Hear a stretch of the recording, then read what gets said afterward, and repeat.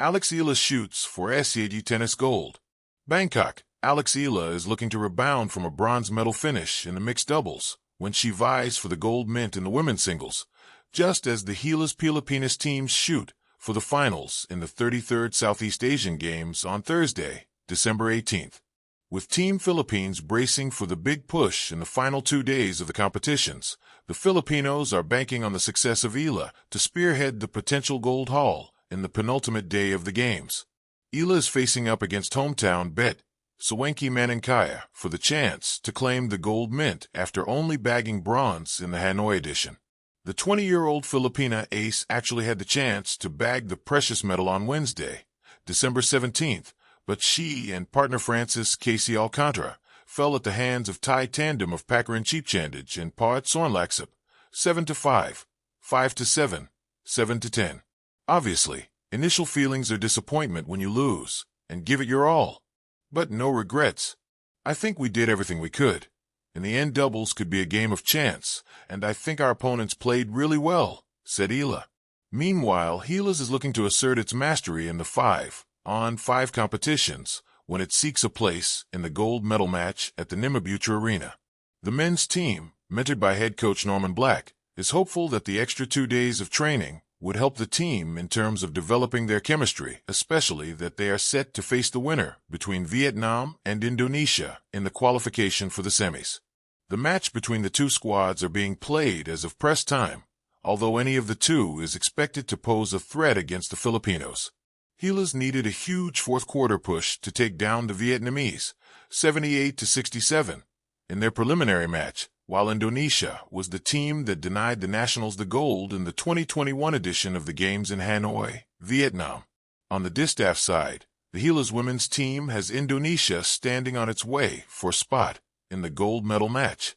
Indonesia defeated Singapore, 77-37, to arrange the semis match against the Filipinas, who came out of the preliminaries unscathed with a 2-0 record. The sun had barely lifted itself over the courts when Alex Eala stepped onto the baseline, racket in hand, breath steady, eyes sharp. Morning light spilled across the hard court like a promise, bright, warm, unforgiving. In moments like this, before the crowd, before the anthem, before the scoreboards tell their truths, tennis becomes a private conversation between a player and her purpose. For Alex, that purpose carried the weight of a nation's hopes and the quiet insistence of her own dreams, SEA Games gold. She had learned early that tennis is a game of patience, not just the patience of waiting out a rally or setting up a winning shot, but the deeper patience of growth, of trusting process over praise, grit over glamour. From neighborhood courts to international stages, Alex's journey had been built point by point, blister by blister. Each practice session was a chapter, each match a lesson, each loss a sharpening of resolve. The SEA Games were not a destination. They were a milestone in a story still being written. The Philippines knows how to cheer. It knows how to hope. But it also knows the long wait. The wait for medals, for breakthroughs, for the moment when preparation meets opportunity. Alex carried that history with grace, not as a burden but as a compass. When she trained with the humility of a student and the hunger of a champion. Her forehand wasn't just a weapon, it was a declaration. Her backhand wasn't just reliable, it was defiant. And her serve, crisp and deliberate, carried the sound of doors opening. At the SEA Games Village, flags fluttered and languages mingled, a tapestry of Southeast Asia, stitched together by sport. Athletes crossed paths, trading nods of mutual respect, rivals united by the same early mornings and sore muscles. Alex observed it all with calm curiosity. She understood that pressure was a privilege. To be expected to contend meant she had earned the right to be there. When match day arrived, the crowd gathered with a low, electric hum. The court felt smaller then, the air tighter. Every bounce of the ball echoed. Alex adjusted her visor, took a breath, and let the noise fade. She had learned how to do that. How to center herself in the storm. Her coach's voice rang softly in her memory. Play the point. Trust your feet. Trust your heart.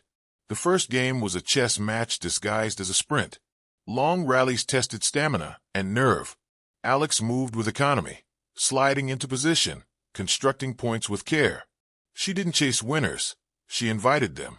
When an opening appeared, she struck, clean, confident, controlled.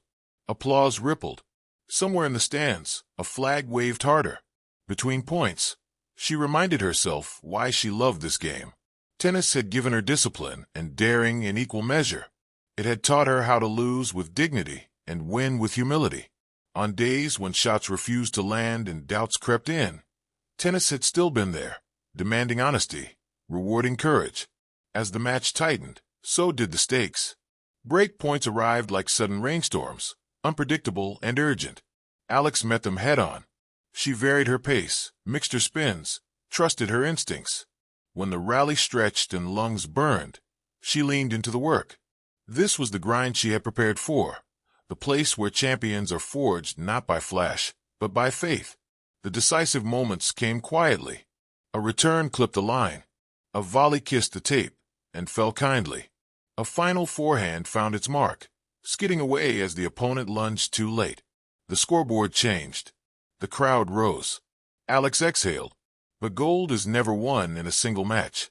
The tournament marched on, each round demanding more focus, more resilience, more belief. Fatigue whispered, pressure pressed. Alex answered with routines honed over years. Ice baths and stretching, visualization and journaling, laughter with teammates and calls home. She drew strength from the simple things, the rhythm of footwork drills, the comfort of familiar grips, the memory of courts where she first fell in love with the game. On the final day, the sun seemed brighter, the air thicker with anticipation. Gold waited on the other side of a net.